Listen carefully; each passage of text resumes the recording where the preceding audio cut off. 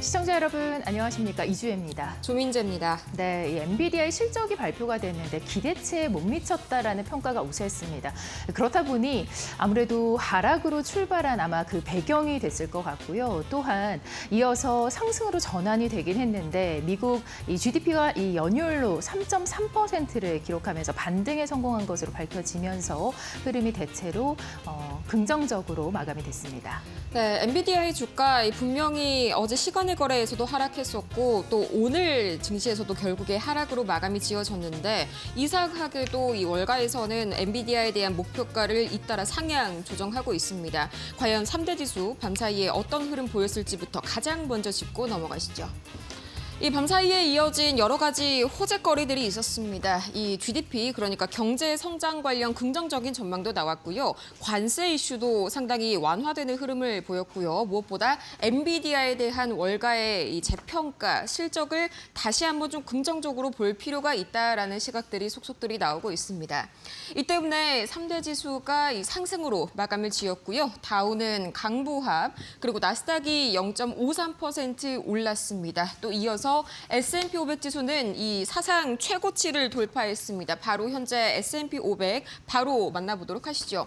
이 그래프 흐름을 바로 보자면요. 현재 6,500선을 사상 처음으로 돌파한 S&P 500입니다. 이 오늘 개장 초반만 하더라도 약간의 이 경계감이 조금은 있었지만 후반부로 갈수록 이 전략 후강의 모습들이 3대 지수에 공통적으로 나타났습니다. 과연 그럼 밤사이에 어떤 이슈들 있었는지 차근차근 살펴보시죠. 가장 먼저 이날도 시장의 이 이목을 이끌었던 건 엔비디아였습니다. 이 월가가요, 엔비디아에 대한 목표가를 평균 3%가량 올려 잡고 있습니다. 이 전날에 실망을 안겼었던 엔비디아의 실적, 이 핵심이요, 바로 데이터 센터 매출이 예상치보다 약간 부진했다 이거였는데 이게 중요한 점이 중국으로의 H20 매출이 전혀 포함되지 않은 그런 상황입니다. 만약에 이게 판매가 재개가 된다면 여기에서 최대 50억 달러의 추가 매출이 생길 수 있다는 건데 이 중국 매출을 포함하지 않고서도 뭐 이 정도였다, 상당히 괜찮았다. 다시 말하자면 다른 하이퍼스케일러들의 수요가 상당히 강했다라는 평가가 이제 다시 한번 생기고 있습니다. 한마디로 AI 거품론, 이 AI 자체의 문제가 아니라 미국과 중국 간의 지정학적인 문제가 이번 실적 부진의 주요 원인이었다는 것이죠. 이에 JP모건 등 10곳 이상의 증권사가 목표 주가를 잇따라서 상향 조정했고요. 기술주 중심의 이 시장 랠리가 앞으로도 지속될 것이라는 기대감에 밤사이에 시장 분위기 갈수록 좋아지는 흐름 나왔습니다. 이어서 장 전에도 좋은 소식들이 좀 전해졌는데요. 우선 미국의 GDP 실질 성장률이 발표가 됐는데 상당히 예상치를 넘어서면서 호조세를 띄웠습니다. 자세한 이야기는 잠시 후에 분석해 볼 거고요. 또 쿠기사 가만히 있지 않습니다. 이 이슈가 터진 지 첫날에도 가만히 있지 않겠다라고 굉장히 강경한 모습 보였는데 밤사이에는 본격적으로 트럼프 대통령을 고소하겠다는 의사를 밝히면서 연준의 독립성이 아직까지는 미국 행정부로부터 좀 견조하게 유지가 되고 있구나 하는 안심을 시장에 안겨줬습니다. 또 이어서 관세 이슈, 부차적으로 또 긍정적인 이슈가 미쳐졌는데요. 가장 먼저 미국 무역 대표부죠. 이 USTR이 중국산 일부 수입품, 그러니까 산업부품과 기계부품, 의료기기 이렇게 일부 품목에 대한 관세부가 예외 조치, 그러니까 관세 면제를 연장하겠다고 밝혔고요. 또 유럽도 약간 꼬리를 내리는 분위기입니다. 이 유럽이 고율 관세 부과를 이제 피하기 위해서 미국산 공산품에 대한 관세를 철폐하는 내용을 담은 법안을 제안했습니다. 만약에 이게 잘 통과가 된다면 현재 유럽산 자동차에 매겨진 27.5%의 고율 관세, 우리와 비슷한 15% 수준으로 내려올 전망입니다. 참고해보시면 좋을 것 같고요. 그럼 밤사이에 시장의 돈들 어떤 움직임 보였을지 히트맵 통해서 만나보시죠.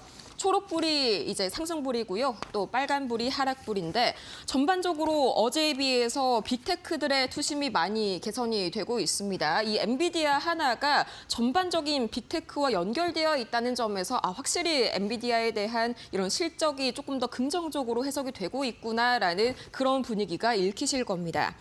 가장 먼저 뚜렷한 상승세 보인 게 바로 구글인데요. 2026년까지 버지니아주에 90억 달러를 추가 투자하겠다는 소식 밝혔고요. 또 이어서 폭스 채널과 유튜브 송출 관련해가지고 약간의 분쟁이 있었습니다. 여기에 연장을 하는데 합의하게 되면서 관련 이슈들, 이 리스크가 사라지는 모습에 2%대 강한 상승 보였고요. 테슬라가 약 1%대 좀 하락하는 모습을 보였는데 이 테슬라의 7월 유럽 판매량이 전년 대비해서 40%가량 급감했습니다. 벌써 7개월 연속 감소세를 보이고 있는 건데 이 때문에 테슬라 약 1%대 하락 나왔고요. 이어서 엔비디아 0.82% 하락하는 모습 나왔습니다만 생각을 해보시면 어제 시간의 주가에서 3% 이상의 하락이 나왔습니다. 하지만 오늘 이 정도에서 1%가 채 안 되는 수준에서 하락 마무리를 지었다는 건요. 인식이 확실히 좋아졌다는 겁니다. 이 먼저 젠슨 황이 중국의 블랙웨어를 판매하는 방안을 미국 행정부와 논의 중이라고 어제 컨퍼런스 콜에서 밝혔습니다. 굉장히 강한 환호를 불러일으켰고요. 현재 월가의 엔비디아에 대한 의견이 매수가 72건 그리고 보유가 7건, 매도는 단 1건에 불과합니다. 압도적으로 긍정적인 전망이 아직까지 엔비디아를 둘러싸고 있는 거죠. 이어서 아마존과 메타, 또 구글, 마이크로소프트 전반적으로 좋은 움직임을 보여줬는데 이 메타 CEO가 지난주 백악관에서 트럼프 대통령과 회동을 했습니다. 여기에서 유럽의 디지털세 관련 논의를 이어갔다. 그리고 또 밤사이에 유럽까지 꼬리를 내리는 그런 모습들이 나오게 되면서 긍정적인 기대감이 다시 한번 부풀었고요. 특히나 마이크로소프트 0.57% 올랐는데 자체 AI 모델 테스트를 시작했다고 합니다. 오픈 AI와 본격적으로 경쟁 구도에 들어갈 것으로 보이고요. 또 이어서 메타는 오늘 약 0.52% 마찬가지로 올랐습니다. 이 올해 연말까지 차세대 AI 모델 이 라마4X를 출시하기 위해서 속도를 올리고 있다는 소식이 긍정적으로 작용했습니다. 자, 그럼 이 S&P 500뿐만이 아니라요. 이 다우 지수와 나스닥까지 합쳤을 때 밤사이 시장을 움직인 주요 종목들 보시죠. 가장 먼저 이 데이터도그 이게 어떤 종목이야 하실 수도 있겠지만요. 어제 실적 발표했던 스노우플레이크의 경쟁자입니다. 스노우플레이크의 주가가 밤사이에 20% 가까이 급등했는데요. 클라우드 기업이죠. 어제 굉장히 깜짝 실적을 발표하면서 시장을 놀래켰습니다. 이 때문에 같은 업종에 있는 경쟁사인 데이터도그까지 희망감 어린 매물들이 좀 많이 들어오면서 7% 상승 보였고요. 이 마이크론 테크놀로지 그리고 이어서 브로드컴은 엔비디아 실적과 관련이 깊습니다. 젠슨 황이 향후 5년간 AI 인프라 투자 규모가 3조 달러에서 4조 달러에 이를 것이다. 이런 소식을 밝히면서 마이크론 테크놀로지 밤사이에 3.6% 올랐고요.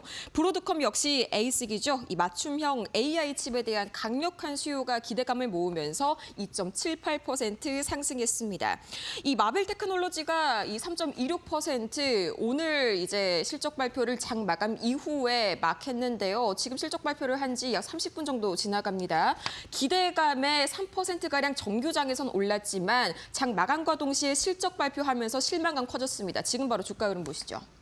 현재 8%대 급락 나오고 있습니다. 이 마벨 테크놀로지 매출은 이 예상치에 부합했지만요. 마진율이 상당히 좀 부진했고요. 또 기대 매출 역시 예상치를 하회했습니다. 이 때문에 정규장에서는 엔비디아가 괜찮았으니까 이 친구도 괜찮았지 않았을까 하고 3% 올랐는데 실적 발표하자마자 8%가량 급락하는 흐름 보이실 겁니다. 이어서 하락한 종목들 추가로 만나보시죠.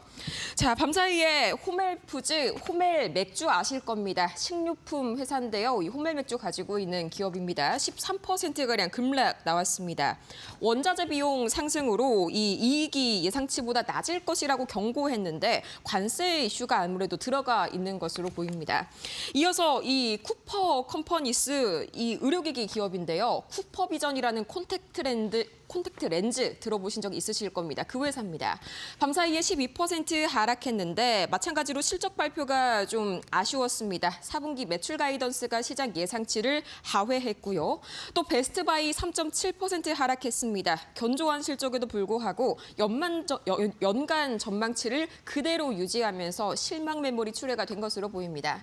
이렇게 밤사이에 뉴욕 증시 움직인 이슈들 만나봤습니다. 네, 그렇다면 특징적이었던 종목들은 어떤 것들이 있었을까요? 함께 살펴보도록 하겠습니다. 자, 일단 주요 기술주 보시면은요, 이 실적이 발표된 엔비디아 그 다음 날인 이제 오늘장에서는 사실 하락으로 마감이 됐습니다. 지금 기대치에 못 미쳤다라는 평가가 나오고 있습니다. 특히 데이터 부문 매출 때문인데요. 데이터 부문 매출은 지난 분기에서 이번 분기에서도 예상치를 하회하는 모습을 나타냈습니다. 전체 매출에서 데이터 센터 부문의 매출이 차지하는 비중이 굉장히 높기 때문에 이에 대한 영향을 받고 있고요. 실망 매물들이 이제 오늘장에서도 출회가 되면서 거의 1% 가까운 내림세가 나타났습니다. 테슬라는 1% 가까이 밀렸습니다. 유럽에서의 7월 판매량이 40%에 급감을 했는데요. 비교 대상 바로 비아디입니다. 비아디는 200%가 넘게 폭증한 것으로 나타나고 있고요. 또한 중국에서는 샤오미에 밀렸고 이번에 유럽에서는 비아디에 밀리면서 테슬라의 판매량에 대한 우려가 나오고 있습니다. 다음 종목과 이슈 살펴보도록 하겠습니다. 자, 주요 기술주 가운데서 애플과 알파벳은 그래도 살아남았습니다. 자, 최근 분기 매출이 전년 대비해서 10%가 넘게 증가했다라는 애플의 소식인데요. 그 안에서도 서비스 부분의 매출이 사상 최대를 기록했다라는 소식이 들려오고 있습니다. 아직까지는 그래도 단기 모멘텀이 살아있다라는 평가인데요. 글로벌 경기 둔화와 더불어서 중국의 저가 공세에도 불구하고 이 정도로 살아남았다라는 것은 그래도 긍정적이다라는 시각이 나오고 있습니다. 1% 가까운 오름세가 나타났습니다.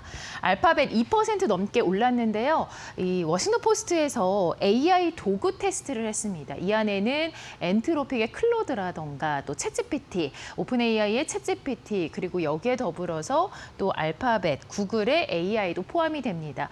이렇게 5가지 대상을 비교해서 테스트를 했는데 그 결과 가장 정확한 대답을 내놓는 AI는 바로 구글의 AI였다라고 외신의 보도가 들려오고 있습니다. 이 부분 영향받으면서 M7 가운데서는 가장 크게 튀어올랐습니다. 2% 넘는 오름세가 나타났습니다. 다음 종목과 이슈 보도록 하겠습니다. 자, 실적이 발표된 종목입니다. 클라우드 기업 스노우플레이크인데요. 20%가 넘게 급증을 했습니다. 2분기 조정 EPS 더불어서 매출 또한 예상치를 상회하는 모습을 보였는데 연간 매출 가이던스 상향이 좀 눈에 띕니다. 연간 가이던스가 43억 2,500만 달러였는데 43억 9,500만 달러로 상향으로 조정됐습니다. AI 성장 잠재력이 여전히 뛰어나다라는 분석이 나오고 있고요. 크게 급등하는 모습을 보였습니다. 다음 종목과 이슈 보도록 하겠습니다. 자, IB 투자 의견 나온 종목입니다. 바로 브로드컴인데요. 조용하게 상승세를 보이고 있는 종목이죠. 9월 4일 이제 실적 발표를 앞두고 있는 상황 속에서 기대감 현재 나오고 있는 상황이고요. 목표 주가 300달러에서 325달러까지 상향 조정 리포트 제시됐습니다. 다음 종목 보도록 하겠습니다. 자, 노보노디스크 0.59%의 개별 모멘텀이 있었습니다. RNA 기반으로 비만과 더불어서 당뇨 치료제까지 개발에 협력한다라는 소식으로 0.59% 상승으로 마감이 됐고요. 인텔이 이제 미국 정부 쪽에서 지분을 보유한다라는 소식이 계속해서 들려오고 있는데 지금 금액까지 확정이 됐습니다. 거의 60억 달러 수준이고요. 투자 소식 확정으로 소폭의 반등을 보였습니다. 0.32%의 오름세 나타냈습니다. 다음 종목 보도록 하겠습니다.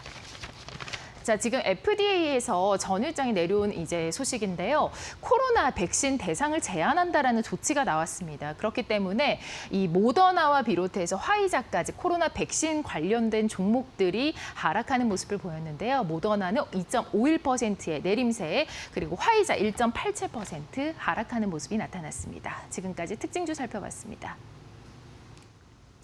네, 밤사이의 매크로 지표는 과연 어떻게 움직였는지 가장 먼저 원자재, 그중에서도 WTI 국제유가 먼저 보도록 하겠습니다.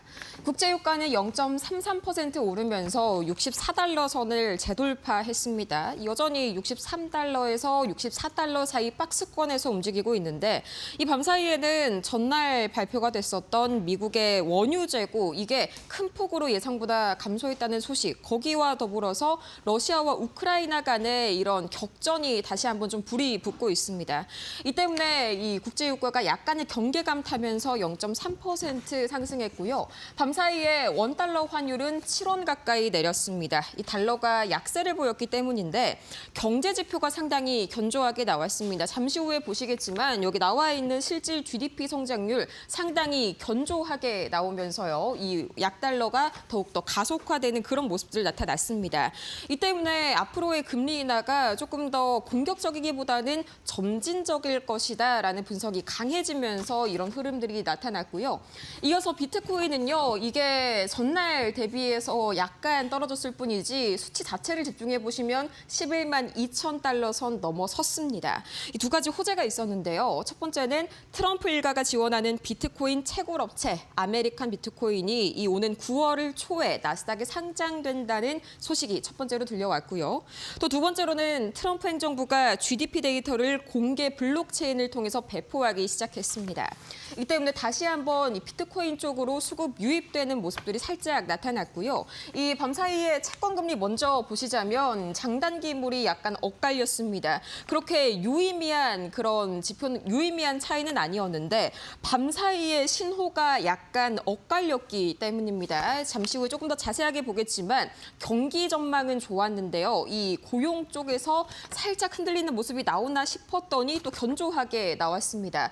이 때문에 이게 과연 고용이 좋은 것이냐 나쁜 것이냐 시장에 약간의 혼란이 빚어졌습니다. 이게 국채금리를 통해서 그대로 드러나고 있고요.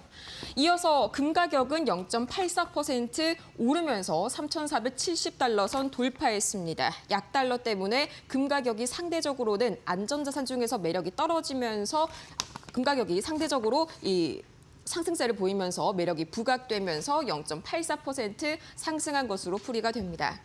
이어서 경제지표 바로 보도록 할 텐데요. 미국의 2분기 실질 GDP 성장률, 그러니까 경제 성장이죠. 생각보다 좋게 나왔습니다. 3.3%가량으로 현재 데이터가 나왔는데 예상치를 상회했고요. 또 직전치 대비해서도 상회하는 그런 흐름들이 나타났습니다.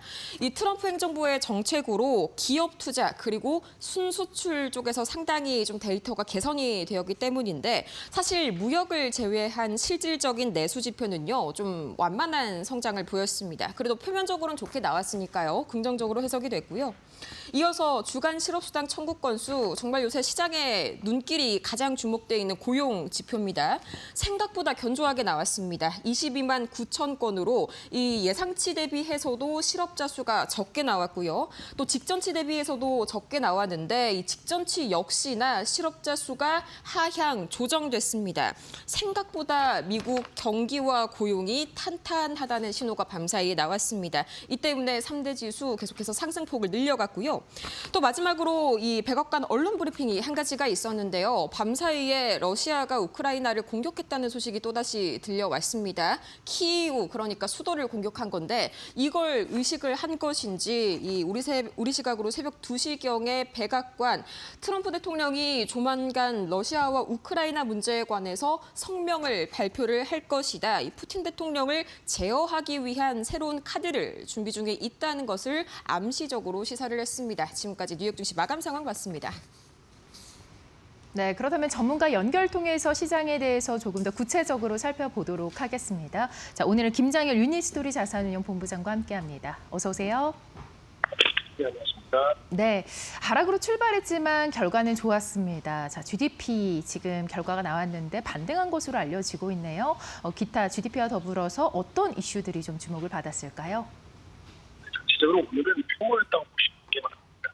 뉴스가 없었던 건 아니지만 전체적으로 평온했기 때문에 강보합을 보였고요. 지표는 말씀하신 대로 GDP 숫자가 잘 나와서 예상보다 3.3% 잠정치가 나왔는데 원래 이 GDP는 세 번에 걸쳐서 나눠서 나오죠. 지난달에 발표된 속보치가 3.0이었는데 3.3%니까 잘 나온 겁니다. 시장 예상치도 3.1%에 불과한 거 봤을 때는 잘 나왔고요. 그다음에 확정치는 나중에 나오겠습니다만 그랬고 그 얘기는 이제 전반적으로 경제가 뭐 침체 이런 개념들을 둔화 개념에서 생각보다는 지금까지 소파 오케이다라고 말씀드릴 수 있겠습니다. 그런데 사실은 거기에 너무 많은 의미를 부여하기는 애매한 거는 관세 효과에 대한 여러 가지 이슈들이 있기 때문에 어느 회사는 어디는 뭐 5월부터 어디는 6월부터 그 영향이 미치는 거고 지금 우리는 지금 9월을 들어가고 있기 때문에 2분기 수치에 그렇게 큰 의미를 두는 거는 뭐 그렇다고 보는데 어쨌든 그렇게 나왔고요. 신규 주간 실업은 뭐 거의 부합했기 때문에 이거는 뭐 진짜 의미를 둘 필요는 없습니다. 뭐 22만 9천 건, 1,000건 빠졌는데 그 의미 없고 그래서 제가 평온하다고 말씀드린 거고요. 뉴스는 이제 엔비디아가 전일 그 시간에서 실적을 발표했기 때문에 과연 시간에서 마이너스 3% 기록한 이제 엔비디아가 어떨까 싶었는데 요거는 나름대로 선방을 했습니다. 마이너스 3% 빠지는 걸 시작했다가 결국은 내용을 뜯어보니까는 그다지 그렇게 우려를 많이 표명하기도 애매하다. 뭐 중국발 수요에 대한 여러 가지 이슈도 있었는데 그게 몰랐던 건 아니고 기존의 뭐 블랙웰이랄까 새로운 제품에 대한 이제 프로그레스는 그대로 고이 웰이기 때문에 큰 그 마이너스를 기록하지 않은 것은 한국 시장을 위해서 좋았던 것 같습니다. 유일하게 빅테크 중에서는 빠졌던 거는 빅테크라고 보지만 M7 중에서는 테슬라 정도가 이제 유럽 쪽에서 판매 대수가 급감했다. 이런 것 때문에 좀 빠진 것 이런 것만 눈에 띄는다고 볼 수 있겠습니다.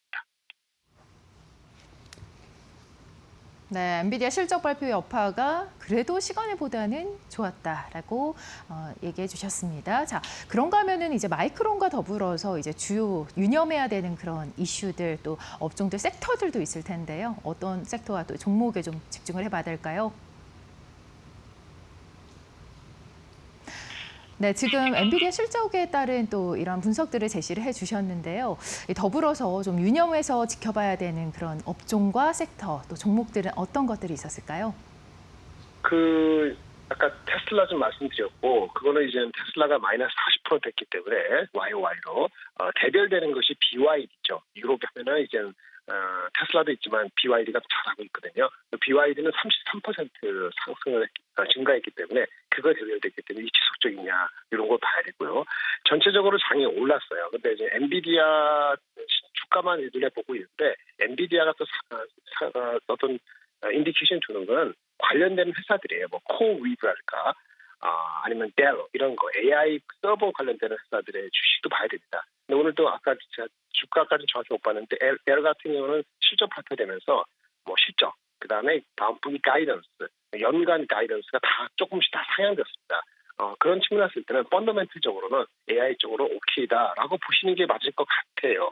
뭐 그 정도로 보시고 마이크론의 주가가 좀 셌습니다. 3% 이상 오늘 장에 두드러졌는데 요즘 매치사에 조금 약한 것도 있었고 상대적으로 뭐 하이닉스하고 동조를 이루는 거기 때문에 그렇게 이해를 할 수도 있다고 좀 보여지는데 특별한 내용이 있는 것으로 확대되고 있지는 않습니다.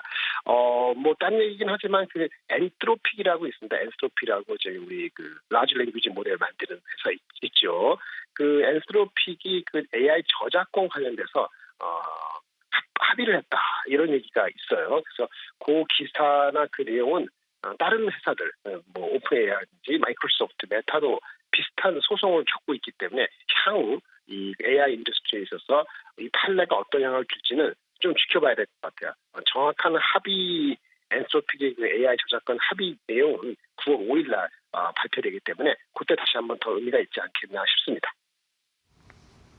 네, 연간 가이던스 상향을 펀더멘털적으로는 좋다라고 해석을 해봐야 되겠네요.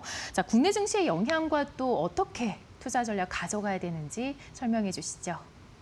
네, 일단 미국이 약간 뭐 오늘 가지고 아까 GDP에 큰 의미를 부여하기는 어렵다, 좀 나쁜 건 아닌데 그러면 뭐냐? 아까 말씀하신 것처럼 뭐 지금 미국 시장이 10년 국채 수익률이 4.2%이죠. 그 다음에 수치적으로 실적 자체가 엔비디아 같은 경우도 주가가 좀 변동이 있을 뻔해서 그렇지 사실상 나쁜 의미는 없었단 말입니다. 그러면 그 미국의 적정한 오늘 그 S&P 500이라는 수치가 6,500이라는 것이 10년물 국채 4.2%를 역순해서 역으로 1 나누기 4.2% 하고 그다음에 AI에 대한 기본적인 믿음이 흔들리지 않았다는 걸 해서 5% 프리미엄을 줘서 PER 배수를 구한 다음에 S&P 500에 대한 지금 보고 있는 시장에서의 뷰 올해 그거의 EPS를 평균을 곱하면은 딱 정확히 6,500이 나옵니다. 시장은 너무나 정확히 왔고요. 향후에도 그러면 펀더멘털이 흔들리지 않으면은 여기서 크게 많이 흔들리지 않는다. 국채 수익률이 4.45로 치지 않으면은 오케이다라고 보시고 접근하신다면 그럼 한국으로 돌아오면 이것이 한국 시장의 한 70%는 의미 있게 작용하죠. 한국은 나머지 30%는 뭐냐? 그거는 환율입니다. 원화 달러가 1360 이하로 오거나 50 쪽으로 가면은 그러면 한국이 아웃퍼폼할 것 같고요. 그렇지 않으면은 미국하고 동행하거나 세법에 따른 분위기로 왔다 갔다 할 것 같아요. 어저께도 이제 그런 식으로 왔다 갔다 하게 지주사하고 증권사이기 때문에 그래서 한국의 입장에서는 삼성하이닉스도 특별히 큰 이슈가 없기 때문에 장은 견조한 상태로 가되 위에 뚜껑은 환율에 따라서 결정되기 때문에 환율을 민감히 보시면서 대응하실 필요가 있다. 이렇게 말씀을 드리겠습니다. 네, 시장이 견조할 수 있기 때문에 환율에 좀 주목을 해봐야 된다라고 요약을 해주셨습니다. 자, 여기까지 김장일 유니스토리 자산운용 본부장과 함께했습니다. 도움 말씀 고맙습니다. 감사합니다. 네, 시장을 이끄는 이슈들 잠시 후에 머스노5에서 살펴보시죠.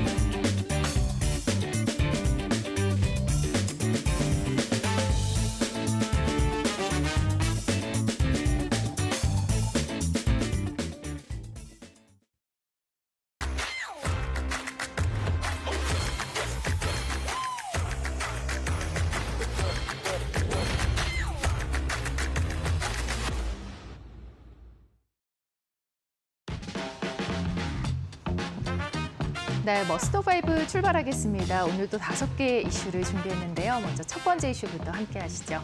자, 미국의 이제 2분기 GDP 성장률이 발표가 됐는데 잠정치가 속보치보다도 좋았습니다. 일단 발표된 집계치를 보면은 잠정치 3.3%로 알려지고 있고요. 속보치에서부터는 0.3%포인트 상향으로 알려지고 있습니다. 자, 미국의 2분기 국내 총생산 잠정치 속보치 대비로 0.3%포인트 상향 조정됐습니다. 현지 시간 28일 미국 상무부 경제분석국이 발표한 미국의 2분기 GDP 잠정치는 직전 분기 대비로 연율 기준 3.3% 성장을 기록했습니다. 이는 1분기 성장률 잠정치 대비로 큰 폭으로 반등한 것으로 다우존스가 집계한 전문가 전망치 3.1% 또한 상회합니다. 블룸버그는 이번 상향 수정의 이유를 소프트웨어와 운송장비 투자 강화 등 기업들의 투자 확대에서 찾았습니다. 기업 투자는 5.7% 증가한 것으로 나타났는데 이는 당초 추정치 1.9%를 크게 상회합니다. 관세 인상을 앞둔 기업들의 선제적인 수입으로 1분기 위축됐던 경제가 회복세를 보인다고 블룸버그는 분석했습니다. 미국 경제 수요의 기조적 흐름을 보여주는 민간 지출은 0.7%포인트 속보치보다도 상향 조정되면서 1.9%를 기록했고요. 소비자와 기업이 트럼프 대통령의 무역 정책에 적응함에 따라서 경제가 완만한 속도로 확대될 것이라고 블룸버그는 전망했습니다. 2분기 개인 소비 지출 물가 지수는 2.0% 상승하면서 속보치보다 0.1%포인트 낮아진 수준이었고요. 식품과 에너지를 제외한 PC 물가 지수는 2.5% 상승으로 속보치와 동일했습니다. PC는 물가 지수는 이 미국 연준의 통화 정책에 영향을 주는 주요 지표 중 하나로 7월 PC 물가 지수 오늘 29일에 발표가 됐는데 미국 노동부는 지난주 신규 실업수당 청구 건수가 22만 9천 건으로 한 주 전보다 5천 건 감소했다고 밝혔습니다. 이는 전문가 전망치 23만 건을 하회합니다. 2주 이상 실업수당 신청한 계속 실업수당 청구 건수는 8월 10일부터 16일 기준으로 195만 4천 건으로 전주 대비로 감소하고 시장 예상치를 하회했습니다. 로이터는 도널드 트럼프 대통령의 강경한 관세 정책 아래 고용시장이 채용도, 해고도 없는 상태라고 분석했습니다. 네, 이어서 엔비디아 실적 발표 다음 날인 오늘 이 성장 둔화와 수요 강력이라는 엇갈린 평가가 나온다라는 외신의 보도들이 속속들이 나오고 있습니다. 엔비디아가 시간 외의 주가보다는 그래도 좋은 모습을 보였지만 여전히 평가는 기대와 우려가 공존하고 있는 상황입니다. 엔비디아의 2분기 매출과 주당 순이익 각각 467억 4천만 달러와 1.05달러를 기록해 월가 예상치 매출 460억 6천만 달러와 주당 순이익 1.01달러를 각각 살짝 웃돌았습니다. 3분기 매출은 전년 동기 대비 50% 이상 늘어난 540억 달러에 이를 것으로 제시하면서 월가 전망치 531억 4천만 달러를 상회했습니다. 실적 우려가 컸던 지난 1분기 때에도 매출은 440억 6천만 달러를 기록하면서 시장 예상치를 훌쩍 뛰어넘었습니다. 그런 이전 실적과 비교해서는 이날 2분기 이번 매출은 시장 예상치를 약간 웃도는 수준에 그쳤습니다. 매출 대부분을 차지하는 그래픽 처리 장치를 포함한 데이터 센터 부문은 411억 달러를 기록하면서 평균 예상치 413억 달러를 하회했고요. 지난 1분기에 이어서 2분기 연속해서 예상치를 밑돈 것입니다. 블룸버그는 엔비디아가 이번 분기에 대해서 다소 부진한 매출 전망을 내놓았다며 지난 2년간의 폭발적인 AI 투자 호황 이후 성장세가 둔화하고 있음을 시사한다고 평가했고요. 월스트리트 저널은 엔비디아가 중국 판매 차질에도 매출이 기록을 경신했다고 보도하면서 긍정적인 평가를 내놓았습니다. 뉴욕타임즈는 엔비디아가 AI 인프라에 대한 투자가 여전히 강력하다는 실적을 발표하면서 월가와 전 세계 투자자들의 불안을 완화했다라고 평가했습니다. 다만 중국 매출 회복에 대한 전망이 불투명하다는 점은 엔비디아의 성장세에 불안감을 키우고 있는데요. 블룸버그 통신은 미국이 일부 출하를 허용하는 대신 매출의 15%를 가져가겠다는 방안을 내놨고 중국 정부는 반대로 미국 기술 의존도를 줄이라고 독려한다며 엔비디아의 매출 회복 전망이 불확실하다라고 전망했습니다. 한편 로젠블렛은 엔비디아 목표 가격을 200달러에서 215달러로 상향 조정하기도 했습니다. 네, 패널 관세와 관련해서 중국 측에서 관련 공고를 제시를 했는데요. 중국이 기존에 한국과 미국, 일본 또 EU 쪽에 제시하고 있는 이 패널의 반덤핑 관세를 지금으로부터 5년 더 연장을 하기로 알렸습니다. 네, 중국의 이 반덤핑 관세와 관련해서 중국 상무부는 홈페이지를 통해 재심사 결과를 발표했는데요. 페놀 제품의 덤핑이 계속해서 발생을 하거나 또 재발할 가능성이 있고 중국 페놀 산업에 대한 피해도 계속되거나 재발할 수 있다며 이같이 이 페놀 제품을 겨냥한 반덤핑 관세를 5년 연장한다고 밝혔습니다. 이에 따라서 공무원 관세세칙위원회는 29일부터 5년간 기존 반덤핑 조치를 유지하기로 결정했습니다. 페놀은 페놀 수지, 비스페놀 A, 카프로락탐, 살리실산 이러한 이 여러 산업 원료의 기초 재료로 활용되는 유기 화합물이고요. 중국은 2019년 9월부터 한국과 미국, 일본, EU 또 태국산 페놀에 반덤핑 관세를 부과를 해왔습니다. 단 브렉시트로 EU에서 빠져나온 영국산 페놀은 재심사 대상에서 제외가 되면서 반덤핑 조치가 종료됐습니다. 29일부터 수입업자는 미국, EU, 한국, 일본, 태국산 페놀 수입 시 중국 세관에 해당하는 이 반덤핑세를 납품을 해야 하고요. 반덤핑세는 세관이 확정한 과세 가격을 기준으로 해서 종가세 방식으로 징수가 됩니다. 또한 수입 단계에서 부과되는 부가가치세는 세관 과세 가격에 관세와 반덤핑세를 더한 금액을 과세 가격으로 삼아 종가세 방식으로 징수하기로 했습니다. 네, 다음 소식 보도록 하겠습니다.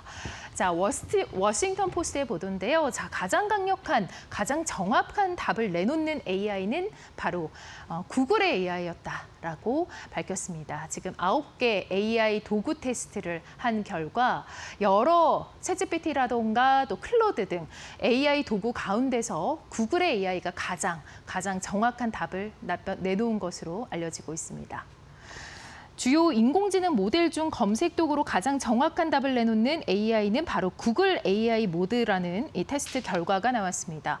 워싱턴 포스트는 이같이 보도를 하면서 이번 테스트는 구글 AI 모드와 AI 오버뷰, 챗 GPT, 클로드, 메타 AI, 그록 퍼플렉시티, 그리고 빙 코파일러 등의 이 9개 AI 도구를 대상으로 진행을 했는데요. AI 모드와 AI 오버뷰는 구글의 검색 도구로, AI 모드는 웹을 깊이 검색해 여러 출처를 종합한 뒤 답변을 제공하고, AI 오버뷰는 검색 결과를 AI가 요약해 줍니다. 모든 도구는 이 무료 기본 버전으로만 테스트를 했고요. 질문은 퀴즈와 전문 자료 검색, 최근 사건, 또 내재된 평양과 이미지 인식 등 5가지에 집중했습니다. 테스트 결과 구글 AI 모드가 100점 만점 가운데 60.2점을 얻으면서 가장 높은 점수를 받았고요. 이어서 챗GPT5 기반의 챗GPT가 55.2를 기록하면서 2위를, 또 퍼플렉시티가 51.3점으로 3위를 차지했습니다. 일론 머스크의 그록3는 40.1점에 그쳐 8위, 메타 AI는 33.7점으로 가장 낮은 점수를 얻었습니다. 네, 마지막으로 테슬라 소식입니다. 자, 중국에서는 어제 전해드린 소식이었죠. 샤오미의 지금 도전에 직면했다라는 소식을 전해드리면서 중국의 판매량에 대한 어려움을 알려드렸는데요. 이번에는 이제 유럽입니다. 유럽에서 7월의 판매량 40%가 급감한 것으로 나타났습니다. 그렇게 되면서 비아디가 225%의 폭증을 보이며 지금 양 경쟁이 역화되고 있는 모습이 나타나고 있습니다. CNBC는 유럽 자동차 제조협회 자료를 인용해서 7월에 테슬라의 신규 차량 등록 대수가 전년 동기 대비 40% 감소한 8,837대를 기록했다고 전했습니다. 반면 같은 달 비아디의 신규 차량 등록 대수는 전년 대비 225% 증가한 13,500세대로 나타났습니다. 또한 유럽 내 배터리 전기차 판매량도 전반적으로 증가를 했는데요. 테슬라가 이 유럽에서 치열한 경쟁과 또 일론 머스크 CEO가 도널드 트럼프 2기 행정부 초기에 보인 정치적 행보에 대한 소비자 반발로 판매 부진에 시달리고 있습니다. 지난 2분기 테슬라의 자동차 매출은 전년 대비 16% 감소했고, 머스크는 앞으로 몇 분기 동안은 힘들 수 있다고 경고하기도 했습니다. 테슬라가 직면한 최대 문제 중 하나는 노후화된 전기차 라인업으로 알려지고 있습니다. 케플러 슈브레이 토마 배송 자동차 부문 리서치 총괄은 테슬라 경영진이 AI, 로보틱스, 자율주행 등을 강조하며 투자자들에게 테슬라가 자동차 회사가 아니라는 점을 설득하려고 하고 있다고 지적했습니다. 이 전문가는 테슬라는 판매 속도가 둔화된 현재 상황에서 자동차보다는 다른 모든 것들에 대해 이야기한다며, 이는 경쟁사 대비 차량 노후화가 심하고 사이버 트럭을 포함한 최신 모델들이 기대만큼 성공하지 못했기 때문이라고 진단했습니다. 테슬라는 유럽 시장에서 존재감을 빠르게 키우고 있는 중국 업체들과 맞서야 하는데요.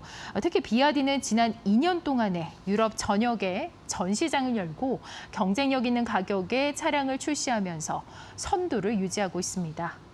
지난달 시장 조사 기관 자토 다이나믹스가 발표한 자료에 따르면 중국 브랜드들은 올해 상반기 유럽 시장에서 사상 최고치인 5% 이상의 점유율을 차지했습니다. 네, 지금까지 머스노5 살펴봤습니다.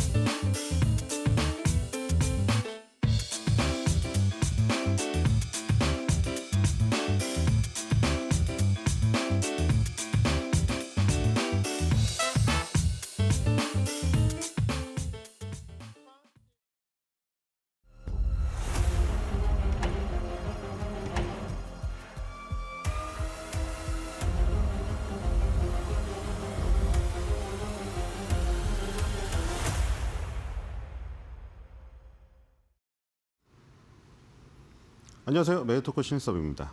오늘의 첫 번째 주제, 캐롤라인 레빗, 트럼프의 헌신, 미국 원주민을 빛나게 하다. 자, 캐롤라인 레빗 대변인이 등판하셨습니다. 금요일마다 등판하죠. 자, 지금 그 트럼프는 근로자들을 위해 싸우고 헌신하는 대통령이다. 이렇게 표현을 했습니다. 뭐 다들 아시다시피 항상 근로자들, 보통 노동자들 앞에 가서 항상 당신들을 위해서 나는 모든 것을 다 할 것이다. 특히 뭐 정유 공장, 철강 공장, 알루미늄 공장 이런 곳, 옛날에 이제 그 미국이 주름 잡았다가 이제 저가 노동자들의 어떤 무기로 한 그 공세, 후진국들의 중진국들의 공세에 이 지금 뒤처져 가지고 러스트 벨트로 쇠락해 버린 그런 지대 가서 주로 얘기를 하죠. 선거 때도 항상 그 지역에 공을 엄청나게 들이고요. 트럼프의 지지 기반도 사실 그쪽입니다. 그렇죠?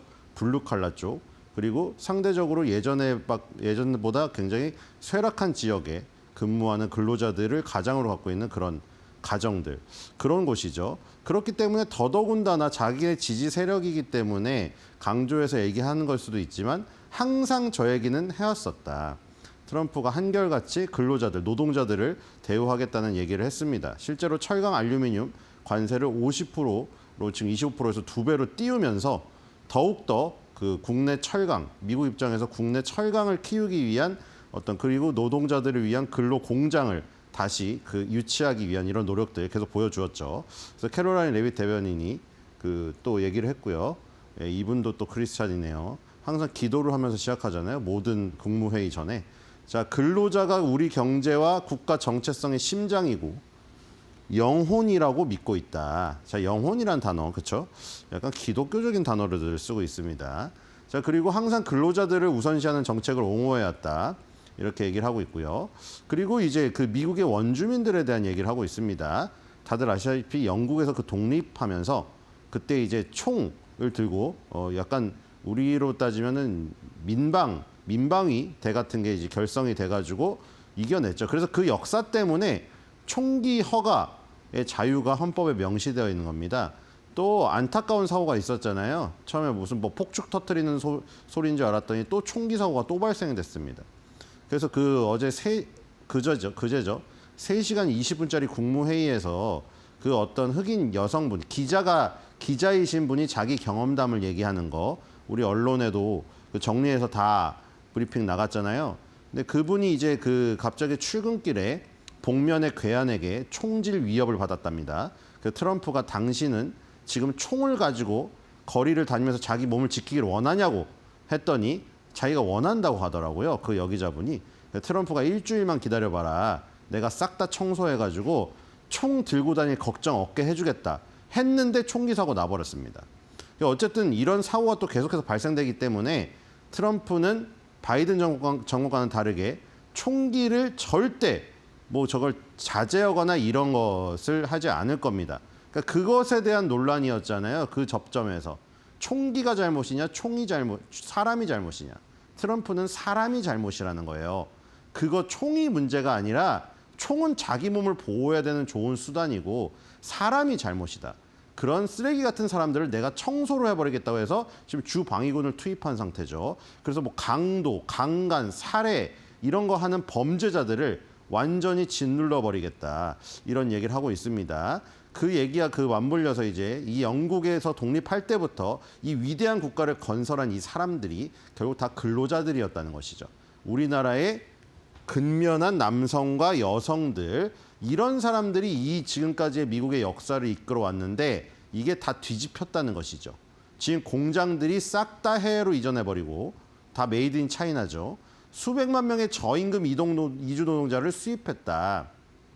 이게 사실은 미국의 근로자들의 임금이 상당히 올라가기 때문에 예전처럼 한 40년, 50년 전에는 미국 메이드 인 아메리카 연필, 필통, 이런 주머니 이런 거 있지 않았습니까? 근데 그런 것들이 다 없어졌죠. 이제는 그런 데서 일을 안 합니다. 그러니까 임금이 굉장히 올라갔죠. 그러니까 그 일들을 안 하려고 하니 아메리카 드림을 꿈꾸고 온 동남아시아 아니면 뭐 미국에 비해 굉장히 후진국에 해당되는 그런 나라들, 베네수엘라 이런 데서 온 사람들을 그 자리에 꽂은 거죠. 그래서 저임금 이주 노동자가 상당히 많아졌는데 그 뒤로 이제 뭐 여러 가지 그 이민 정책들이 확대가 되면서 막 쏟아져 들어갔죠. 그걸 지금 이 트럼프는 완전히 다 척결하려고 하고 있는데 거기서 이제 부딪히는 부분이 생기는 거죠. 과연 저임금 이주 노동자들을 다 싹 다 밀어낼 경우에 거기 누가 일하겠냐느냐 이건데 어쨌든 지금 미국 노동자들이 지금 홀대받고 있다고 지금 트럼프 행정부는 판단을 하고 있습니다.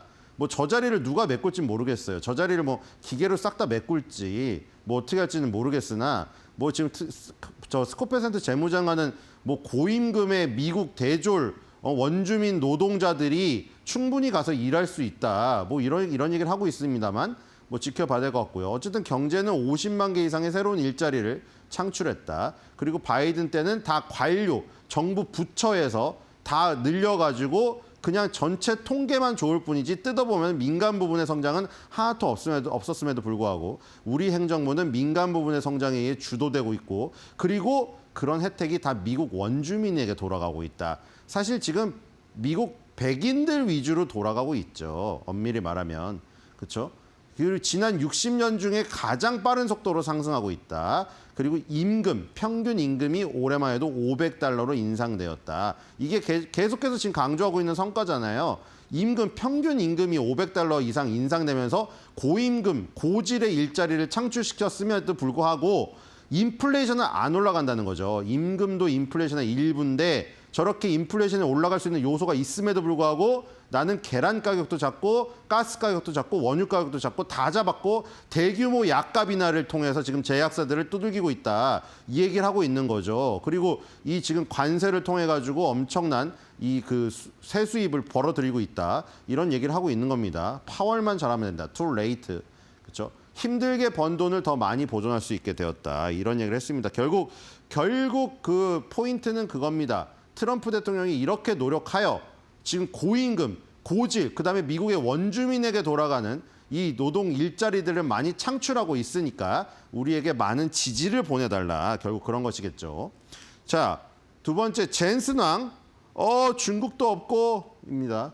자, 젠슨 왕이 지금 나왔습니다. 중요하겠죠. 왜냐하면 실적 발표 바로 다음에 나왔으니까요.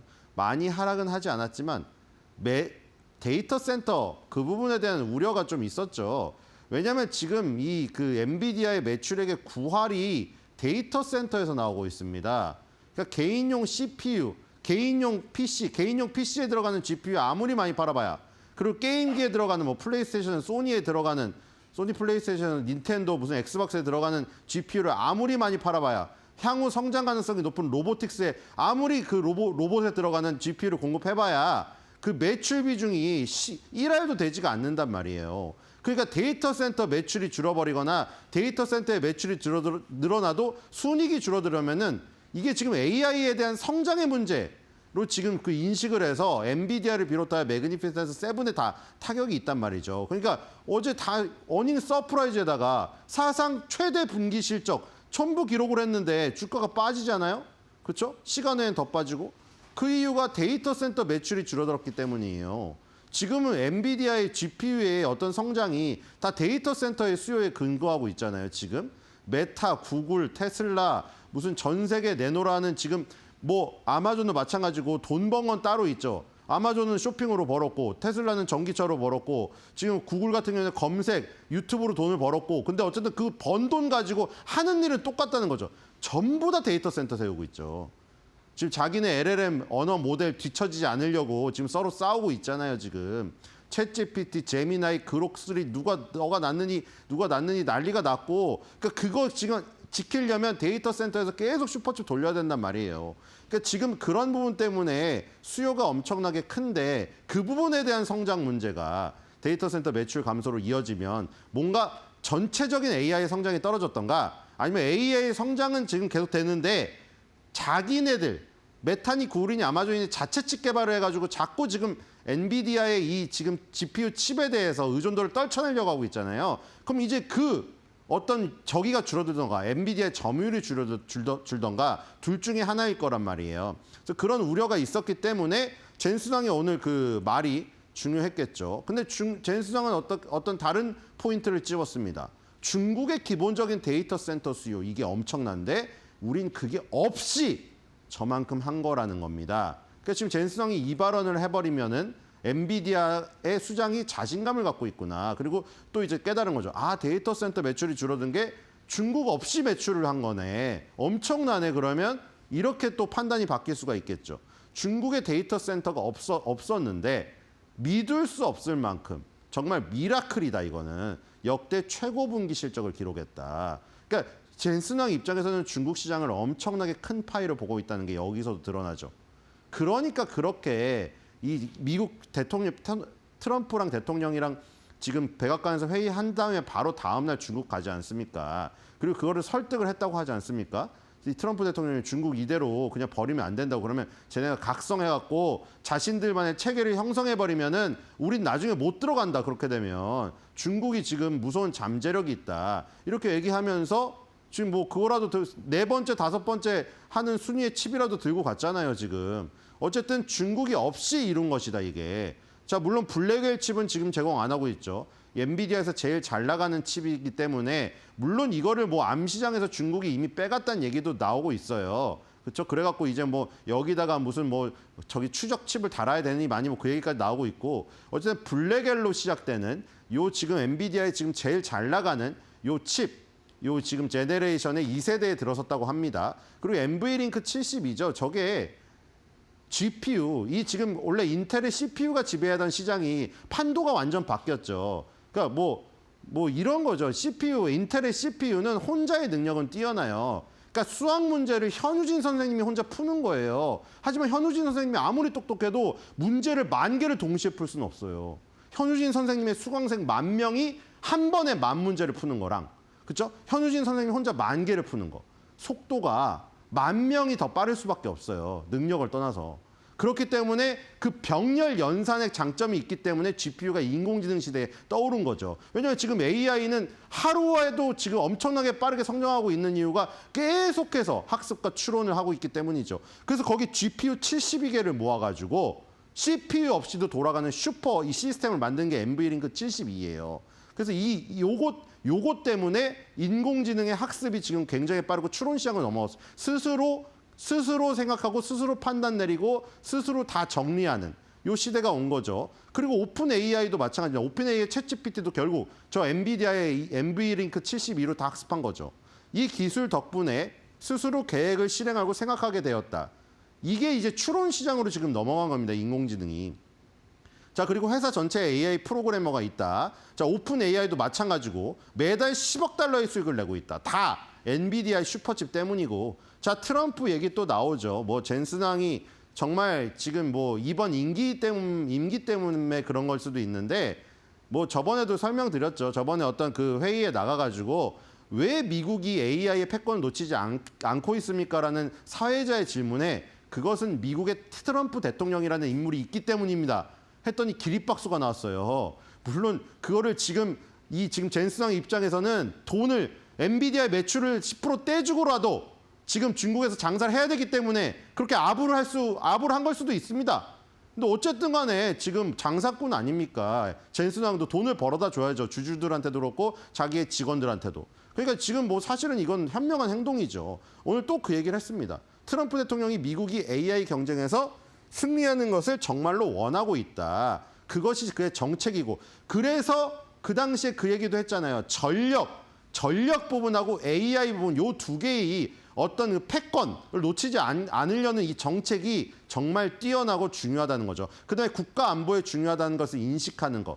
이게 좋다는 거죠. 그리고 지금 달러 패권이랑 똑같이 얘기하고 있잖아요. 달러 패권 뺏어가려고 한다고 해서 브릭스가 가만히 안 두겠다고.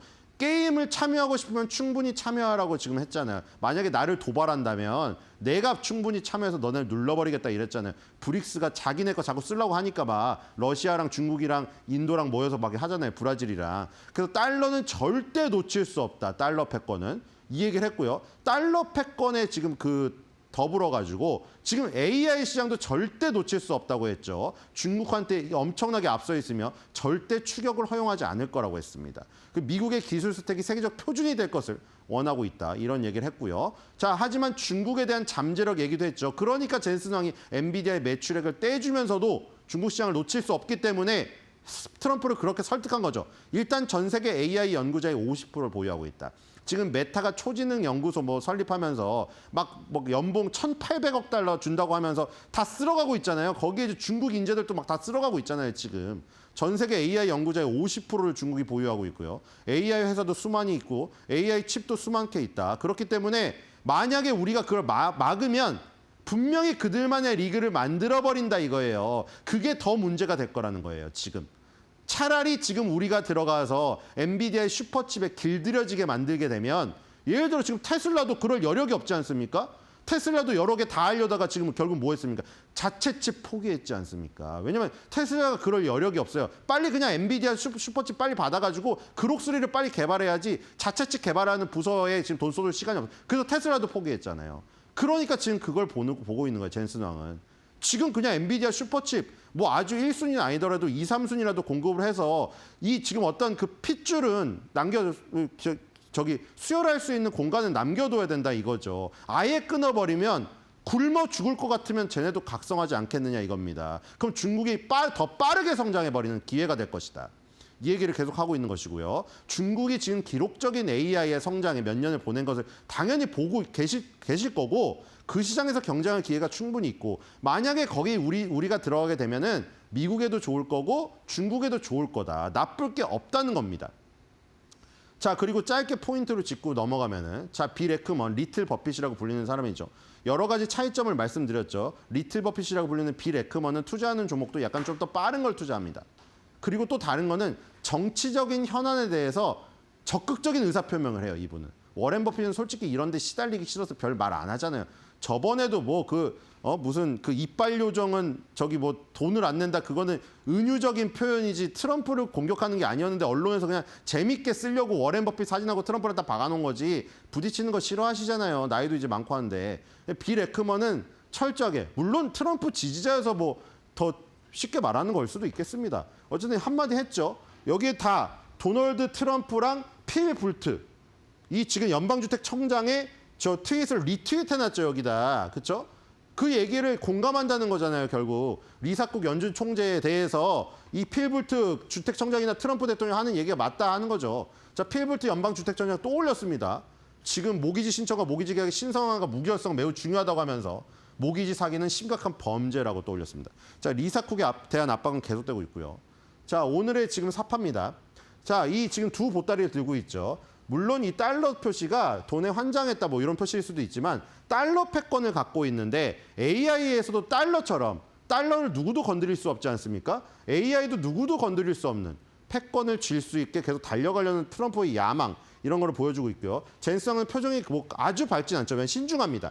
자, 중국에도 이 큰 보따리가 있기 때문에 포기할 수가 없다는 거죠. 트럼프를 어떻게든 설득해서 이 보따리 속에 돈을 자기도 챙기고 트럼프에게도 이득이 된다는 걸 보여줘서 중국 수출 제한을 완전히 막지 않게. 그럼 이제 다음번에 실적은 더 좋을 수 있겠죠. 만약에 중국 수출 제한이 풀린다고 하면 데이터 센터 매출에 중국 매출이 들어가기 시작할 거니까요.